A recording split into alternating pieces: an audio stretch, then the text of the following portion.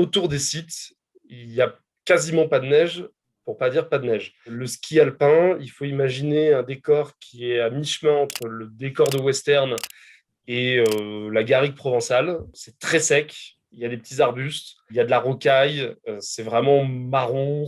Voilà, on sent qu'il n'y a pas beaucoup de précipitations. Et au milieu de tout ça, au sommet, vous avez donc la piste qui s'appelle The Rock, la piste de ski alpin qui a été spécialement aménagée pour les JO de Pékin, et donc piste entièrement en neige artificielle.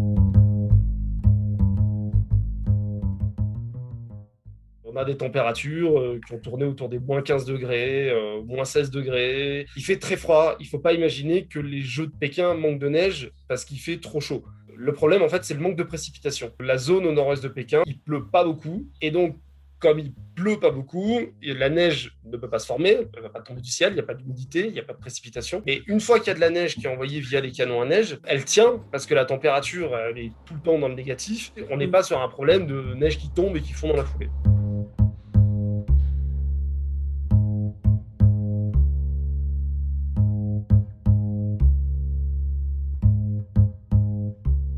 Ce qui fait très bizarre, c'est pas tant la neige artificielle, puisque les skieurs ont l'habitude. Il y a 4 ans déjà, aux Jeux Olympiques de Pyeongchang, 90% de la neige, c'était déjà de la neige artificielle. C'est surtout que là, il n'y a vraiment rien du tout autour.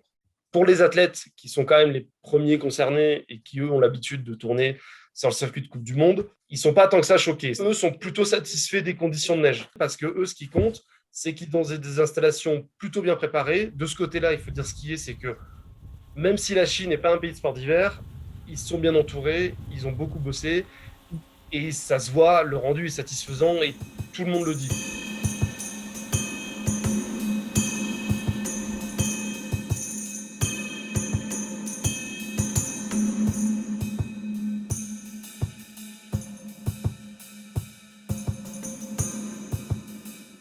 Forcément, je suis un peu déçue qu'ils aient choisi un endroit qui était pas forcément adapté à la pratique des sports d'hiver et qu'il a fallu transformer pour l'adapter.